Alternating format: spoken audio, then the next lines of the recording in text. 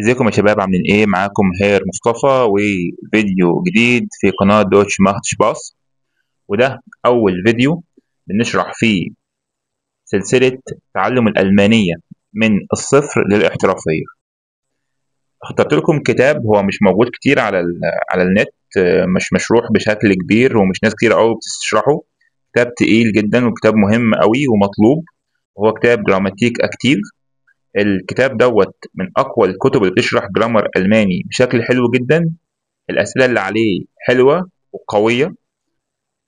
كل المطلوب منك إنك هتشتري الكتاب، تبقى قاعد معايا بيه وأنت بتسمع الفيديو، ومعاك القلم بتاعك بتسجل ملاحظاتك في الكتاب عادي جدا. والناس اللي بتحب التنظيم ممكن تجيب كوبي بوك كده كشكول وتبدأ تسجل فيه محاضرة بمحاضرة. احنا في كل سيشن أو في كل محاضرة اللي هو كل فيديو هنكون بنشرح درس بالكامل. هناخد الدرس من أوله لآخره بالأسئلة بالشرح بكل حاجة. تمام؟ طيب، هنبدأ كده أول فيديو لينا. بسم الله. طبعا الكتاب ده هو عبارة عن جزئين، كتاب من الA1 لحد الB1 وكتاب من الB2 لحد الC1.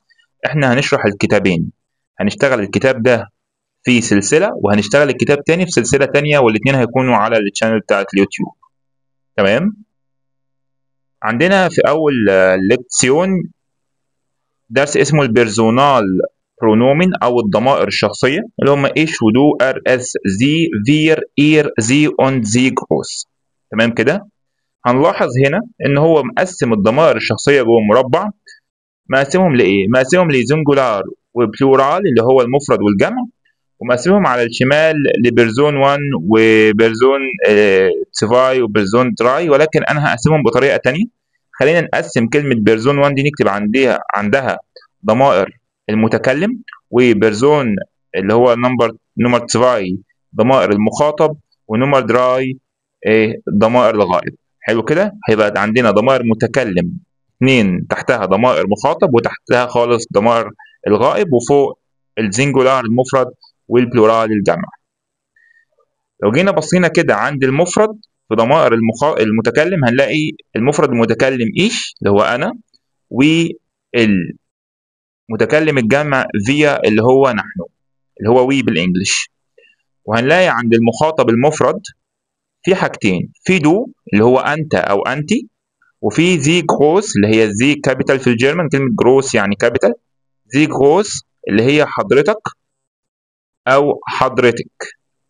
الناحية التانية في المخاطب البلورال الجمع هتلاقي إيا اللي هي أنتم، اللي هي إير يعني، أو أنتن لو هما بنات. وهتلاقي زي جروس هي بمعنى حضراتكم.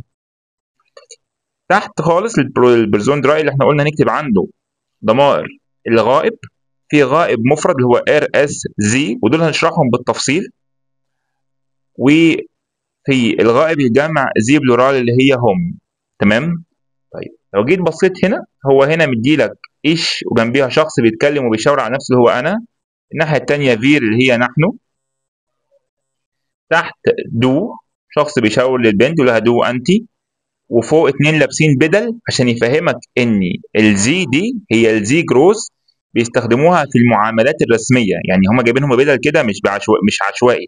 هو قصده يقول لك ان في زي الاحترام دي او زي جروس اللي هي حضرتك تستخدم في المحادثات الرسميه، اماكن العمل بقى وبينك وبين زمايلك في الشغل وهكذا. تمام. جنبيهم كده على اليمين في ايا اللي هي انتم، ام تقريبا وبتكلم اطفالها. وجنبهم زي جروس بمعنى حضراتكم، برضو كله لابس فورمال. تحت على الشمال في ولد بيكلم ولد وبيشاور له ورا على الولد جاي ورا بمعنى اير اللي هو. واير ليها استخدام تاني هقول عليه برضو. جنبهم بيشاور على البنت بيقول زي هي. وجنبهم بيشاور على طفل بيقول اس، وده لغرض واحد بس، لان الاس الطفل داس كيند او داس بيبي اداته داس. بس ده مش معناه ان لو كان صغير نحط دايما اس، هو بس هنا عشان هو بيشاور عليه على اساس ان داس بيبي فنعوض عنه باس. حلو كده. وعلى اليمين خالص في بيشاور على اتنين اللي هم ضمائر غائب جمع زي بمعنى هم. تمام.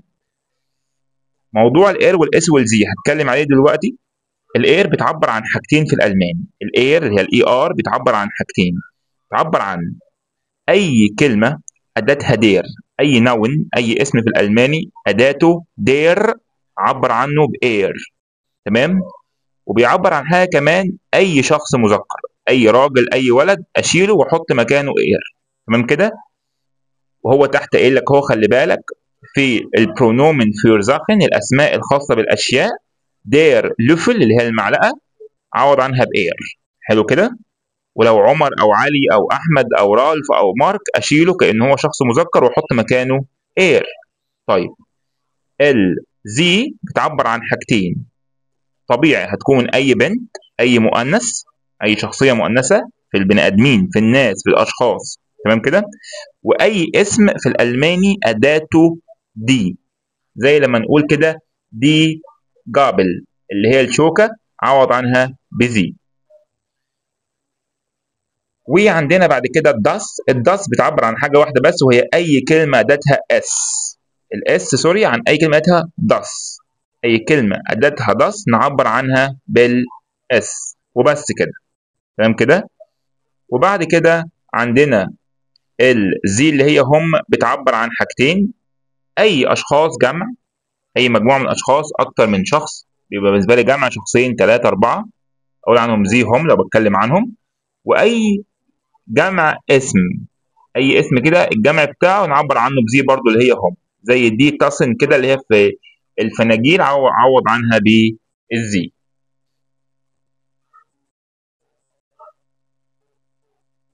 قبل ما ابدا في الشرح هنبقى نخش بس على الصفحه اللي ورا كده اللي هي صفحه رقم 9 زايتا نمبر 9. عند اللمبه دي كده موجود بيقول لك ان خلي بالك الدير نعبر عنها باير، الدي نعبر عنها بزي اللي هي المفرد، والداس اس. ويقول لك خلي بالك انك لو لقيت في الجمله ايش اند دو اللي هو انا وانت يبقى نحن ايكوال فير نعبر عنها بفير. قال لك لو لقيت دو اند دو انت وانت لو كلم اتنين يعني ايكوال اير. دي هضيف عليها حاجه كمان، لو لقيت اي اسمين اكتبها كده عندك بيرزون اند بيرزون كوما، شخص زائد شخص وفي بعديهم كوما يبقى برضو اير. والكوما في الالماني مهمه جدا ولازم تاخد بالك منها في الجمله جدا، وهي هتقابلنا كتير قوي واحنا بنحل دلوقتي. الكوما في الالماني لما تيجي بعد الاسم بتكون اداه للفت الانتباه، اداه للفت الانتباه بالظبط بتساوي يا في اللغه العربيه اللي هي المنادى. فلو قلت مثلا عمر بعديه كوما يعني معناها يا عمر، ليلى بعديها كوما يعني يا ليلى على سبيل المثال. فلو قلت مثلا عمر اند ليلى بعديهم كوما يعني يا عمر ويا ليلى، فبالحاله ديت لما اجي اعوض عنهم بضمير يبقى ايه؟ انا كده بكلمهم مخاطب وجمع يبقى اير انتم. تمام. طيب ضيف كمان لاير من الحاجات اللي بتساوي اير في الجمله، لو لقيت دو اند بيرزون، لو قلت لك انت وعلي يبقى برضو انتم. وفي الحاله دي مش هنحط كوما. ليه هير؟ لان الدو لفتت الانتباه تلقائي فبالتالي مش محتاج اداه للفت الانتباه، فخلاص انا بكلمك بقول لك انت فانا كده لافت انتباهك. تمام. تعالى بقى بيقول لك ان الزي اند زي جروس حضرتك وحضرتك تبقى زي جروس برضو هي حضراتكم، دي سهله معروفه. وبيقول لك خلي بالك انك لو في الجمله بنعبر عن حاجه دير اللي هي اير وزي اند اس او اي اتنين منهم يبقى زي اللي هي هم. تمام. وده هنقابله تفصيلا واحنا ايه بنحل. دي الضمائر الشخصيه. في عندي على الصفحه كده لو بصيت في الفيديوز بتاعه الثانوي اللي فيها شرح هتلاقي شرح للضمائر الشخصيه تفصيليا، تقدر ترجع له لو في حاجه فاتك هنا ما فهمتهاش. ولو في حاجه ضروريه وقفت معاك اكتب لي في الكومنت وانا هشرحها لك. طيب نيجي نحل كده. زايتا نمر 9 الصفحه اللي بعدها. ايفون بنمر 1 اللي هو الاكسرسايز نمبر 1 بيقول لك ergänzen Sie die Pronomen يعني اكمل بالضمير المناسب. نقط sprechen Deutsch طبعا دول اتنين يبقى Sie sprechen Deutsch. وانت بتحل اول ما اخلص شرح اي درس واقول لك هبدا احل وقف ركز على الشرح تاني حل مع نفسك وابدا راجع معايا الاجابات بتاعتك. تمام. نمرة 2 haben نقط سايت لابسين بدل وبيتكلموا، يبقى حضرتك يبقى هابن زيج سايت، بس الزي جروس يعني الاس هنا تتكتب كابيتال. ودايما ضمير الزي جروس اللي هو حضرتك يكون الاس فيه كابيتال في اي مكان في الجمله، يعني تتكتب الاس كابيتال في اي مكان، جت في النص، جت في الاخر، جت في الاول، تتكتب كابيتال. تمام. نمبر دراي هيلفست نقط 100 ولد وبيكلم بنت، يبقى هيلفست دو 100. نمبر 4 است بروجراميرر، يبقى هنا بيتكلموا عن واحد، يبقى اير است بروجراميرر. يبقى نمبر 2 بيقول لك ergänzen Sie die Pronomen، يعني برضو اكمل بالضمير المناسب. das ist Herr Gupta، هذا هو مستر جوبتا. نقط kommt aus Indien، يبقى er kommt aus Indien، هو من الهند اللي هي اندين بالجرمن. das ist Frau كيوكا، sie kommt aus Japan، يعني دي فراو كيوكا وهي من اليابان، يبقى زي. Herr Gupta und Frau كيوكا sind in Berlin، هم في برلين. sie lernen Deutsch، هم بيتعلموا ألماني. هلو أنا woher kommst du، والإجابة هتبقى ich komme aus New York. نمرة 3 مارك und دومينيك، في كوما بعدهم، يبقى أنا قلت لك لما بتلاقي بيرزون und بيرزون في بعدهم كوما في أداة لفت انتباه، يبقى بكلمهم بقى إير، يبقى wo wohnt ihr، أين تسكنون أنتم. والإجابة طالما السؤال بإير الإجابة بتكون بفير، wir wohnen in Frankfurt. ومن التركات اللي تخلي بالك منها، لو كان السؤال بدو الإجابة بتكون بإيش، ولو كان السؤال بزي جروس حضرتك أو حضرتك برضو الإجابة بتكون بإيش.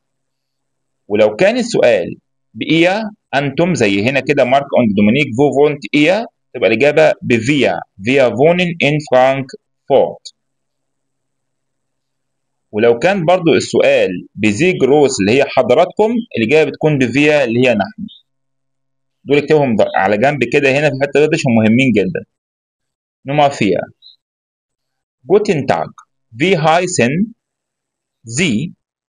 Guten Tag ich heiße Berger رولاند برجر. خلي بالك بقى هنا في تركايه في الموضوع ده. انا هنا هير هستخدم ايه؟ اولا هنا في هايسن زي ما اسم حضرتك، واللي ياكد لك كده في الاجابه قال له ايه؟ جوتن تاج، ودي تحيه رسميه في الالماني اللي هي نهارك سعيد. ايش هايسه، انا اسمي برجر. بعد كده راح قال له رولاند برجر. طالما الاسم اتقال ثنائي، دايما الاسم بيتقال ثنائي في المحادثات الرسميه، زي اشترن زيزيش فور كده اللي هو عرف نفسك introduce yourself، يعني اللي هي تقديمات النفس، بيتقال الاسم ثنائي في المحادثات الرسميه. تمام. وفي معظم المحادثات الرسميه في الالماني او يمكن كلها مفيش حاجه اسمها ثلاثي، دايما الاسم بيكون ثنائي، لان العائله في الالمانيا يعني الاب. احنا عندنا هنا في اللغه العربيه او كعرب العائله ممكن تكون جدك السابع او الثامن او التاسع عشر حتى. في المانيا العيله بالنسبه لهم الاب، مش حاجه اسمها الجد بقى وجد الجد وهكذا. فانت لو اسمك مثلا عمر احمد، فانت الفور نام الاسم بتاعك الاول احمد، لو هو مثلا احمد عمر، والفاميلي نام اسم العائله عمر. يعني انا مثل اسمي مصطفى ابو المجد، فالفور ناما مصطفى، الاسم الاول بتاعي مصطفى، واسم العائله اللي هو اسم ابويا اللي هو الفاميلي ناما ابو المجد، وبس كده. طيب خش على اللي بعدها. Seite 9 Übung Nummer 3 Exercise 3 Ergänzen Sie die Pronomen. انا هنا بترجم معظم اللي بقوله حتى التايتل، عشان انا عارف ان في المرحله دي انت لسه في البدايات، فانا مش هكلمك الماني بحت، انا هبدا اترجم لك كده عشان تبقى معايا ستيب باي ستيب، ما تقعش مني في حته. تمام. فراو ماير جيت einkaufen. فراو ماير رايحه تتسوق، هنحط برضو الضمير المناسب. نقط كاوفت جيموزا اون اوبست، يبقى هي هتشتري خضروات وفاكهه، يبقى زي كاوفت. زي اللي هي ايكوال شي بالانجلش. بيتر und Paul gehen heute nicht zur Schule. Sie haben Ferien.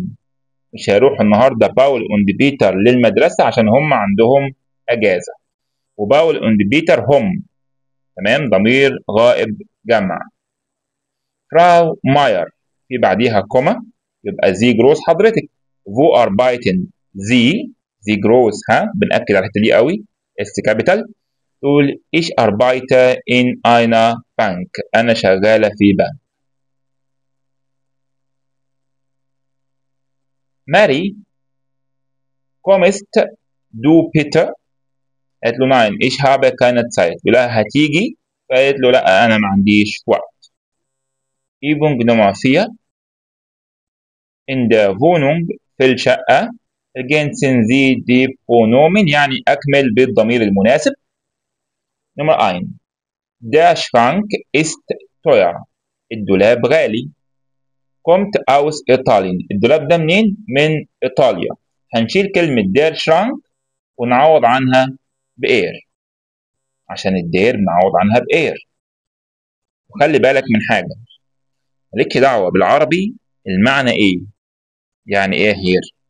يعني ممكن يكون اسم في الألماني بياخد دير، وليكن مثلا دير تير اللي هو دي تير اللي بياخد دي، ولكن مثلا دير أبفل التفاحة، التفاحة عادتها دير، ولكن في اللغة العربية هي مؤنث تفاحة. أنا ما بعوضش عنها بالضمير طبقا للغة العربية، أنا بعوض عنها طبقا للغة الألمانية. فبإن هي بتاخد دير نعوض عنها بالإير عادي، ماليش دعوة بقى هي في العربي مؤنث مذكر، ماليش دعوة. تمام؟ فالدير شرانك يبقى إير. نمرة 2 das Regal ist praktisch، das يبقى اس، يبقى اس kostet nur 49 Euro، يعني بيتكلف 49 يورو. نمرة 3 die Lampe ist neu، sie ist modern، هنحط زي عشان دي. نمرة 4 das sind 4 Stühle، 4 كراسي. sie kosten nur 100 Euro، يعني هما بيكلفوا بس 100 يورو. Nummer 5 die Sessel sind sehr bequem und sie sind günstig، وbequem يعني مريح. der Tisch da ist schön aber er ist klein، طبعا طالما der يبقى er. Nummer 5 الإكسرسايز رقم 5 in der Stadt في المدينة ergänzen Sie die Pronomen، دي دايلوج ما بين إلينا وماريو. تقول له هلو ماريو wo ist ماري؟ هيقول لها طبعا sie kommt später، يعني هتيجي كمان شوية. und wann kommt بيتر؟ بيتر هيجي امتى؟ يبقى er kommt heute nicht، هو مش هيجي النهارده. er hat keine Lust، ما عندوش رغبة ان هو يجي، مش حابب ان هو يجي. dann gehen wir alleine ins Café und trinken einen Kaffee، فقال لها خلاص هنروح لوحدنا الكافيه ونشرب قهوة. نكمل. هنا هيجي لهم الكيلنر اللي هو الويتر يعني. Guten Tag was möchten Sie؟ ماذا ترغبون حضراتكم؟ ودايما في الكافيهات بيكون الكلام رسمي، يعني انت بتقول له حضرتك هات لي مثلا قهوة وهو بيقول لك حضرتك تشرب ايه. تمام؟ ما ينفعش ابدا تخاطبه بدو، عشان دو بيعتبروها في ألمانيا طريقة غير مهذبة، اللي هي بيسموها unhöflich Form، اللي هي طريقة غير مهذبة. إلينا und ماريو قالوا له wir nehmen einen Kaffee، هناخد قهوة. فالكلنا قال لهم möchten Sie auch Kuchen؟ تاخدوا كيك أو جاتوه مع القهوة. الكوخن أداته der، يبقى er ist sehr gut، هو حلو جدا. فقالت له nein danke ich möchte keine Kuchen möchtest du ماريو؟ هتحتاج انت يا ماريو، نحط دو طبعا. راح قال لها nein ich nehme auch nur einen Kaffee، انا هاخد بس قهوة. نمرة 6 formal oder informal، يعني رسمي ولا غير رسمي. زي oder du، يعني حدد لك هتحط زي جروس حضرتك ولا هتحط الضمير دو انت. زي oder ihr، هتحط زي حضراتكم ولا ايه انتم. ergänzen. أنا قلت إن الدو والإيه غير رسمي، الزي جروس هي اللي رسمي دايما. طيب أنا بتقول was machst du طبعا. قال لها ich suche ein bisschen im Internet، وزورفن يعني يبحث بيسيرش كده أو بيتصفح على الإنترنت. فراو شميت was machen Sie طبعا عشان فراو شميت في بعديها كوما. ich schreibe gerade eine E-Mail. Daniel und Anna, was macht ihr أنتم؟ Wir suchen im Internet. Herr Meier und Frau Schmidt, was machen Sie groß؟ تعملوا إيه حضراتكم؟ Wir lesen gerade eine E-Mail، بنقرأ الإيميل. Nummer 7، ده آخر exercise. Was bedeutet sie und sie؟ ما معنى sie الصغيرة دي und sie groß الكبيرة؟ Schreiben Sie die Person oder die Sache. اكتب الشخص أو الشيء. Person شخص وزخة يعني شيء. Herr Lindner بيقول kommen Sie bitte herein, das ist meine Frau Karina. Und das sind unsere Kinder. دول أطفالنا. Das ist Anne، هذه Anne. Sie ist 2 Monate alt، عندها شهرين. Und das ist Lukas، ist 3، وده لوكاس عنده 3. ففراو بنيفا قالت له اوه زي زند زوس، هم لطاف وحلوين جدا. فهي ليندنا قال لها und Karina das ist Olga بنيفا. بيكلم بقى كارينا بيقول لها دي Olga بنيفا sie ist eine Kollegin von mir، هي زميلتي. sie kommt aus Bulgarien، هي من بلغاريا. ففراو ليندا قالت له Guten Tag Frau Beniva. Oh danke ich mag Blumen sehr gern، أنا بحب الورد جدا. Sie sind wunderschön، شيء رائع جدا. Setzen Sie sich doch bitte، تفضلي بالجلوس. Möchten Sie etwas trinken؟ تحبي تشربي إيه؟ أو أقدر أقدم لك إيه تشربي؟ الدايلوج ما بيدور ما بين هير ليندنا وفراو ليندنا اللي هم مستر ليندر ومراته. ودايما كلمة فراو تدل على الزوج، يعني لو قلت هي مصطفى اللي هو أنا، لو قلت فراو مصطفى يبقى المدام. خلاص كده، دي حاجة. الحاجة التانية هو بيعرف لها، هما تقريبا بتزورهم في البيت، فبيقدم لها مراته وأولاده صغيرين وهي بترد عليه. فأول زي اللي هو قال لها كومن زي بيتا هيراين، تفضلي بالدخول، أكيد يقصد بيها فراو بنيفا زي ما هو مجاوب. طيب زي التانية اللي هي في السطر التاني اللي هشاور لك عليها بالماوس أهي، زي دي يقصد بيها مين؟ بيقول لها das ist Anna، sie ist 2 Monate alt، يبقى يقصد بيها أنا. ففراو بنيفا بتقول له oh sie sind süß، تقصد بزي دي اللي هي مين؟ تقصد بيها أنا und لوكاس، ولاده الصغيرين لما قالت له هم لطاف. هي ليندنا بيقول لها und Karina das ist Olga Beniva، sie ist eine Kollegin von mir. الزي دي يقصد بيها مين؟ يقصد فيها بيها مين؟ يقصد بيها فراو بنيفا تاني. تمام؟ زي kommt aus Bulgarien، برضو زي دي يقصد بيها فراو بنيفا.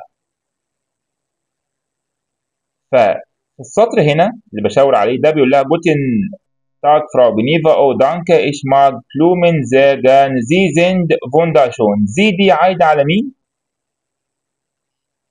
يقول لها زي دي كلمة wunderschön عايدة على الورد نفسه، يقول لها الورد ده جميل جدا.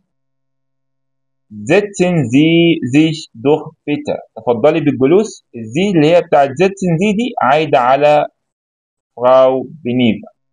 möchten Sie etwas trinken برضو عايدة على فراو بنيفا. يبقى الموضوع راجع لمعنى الجملة. تمام؟ احنا كده خلصنا أول ليكتسيون في كتاب جراماتيك أكتيف. لو في أي ملاحظات اكتبوا لي في الكومنتس عشان أقدر أعدلها. أنا ماشي معاكم الكتاب ستيب باي ستيب، بشرح بحل كل الاكزامبل اللي عندك. كل المطلوب منك انك هتجيب الكتاب.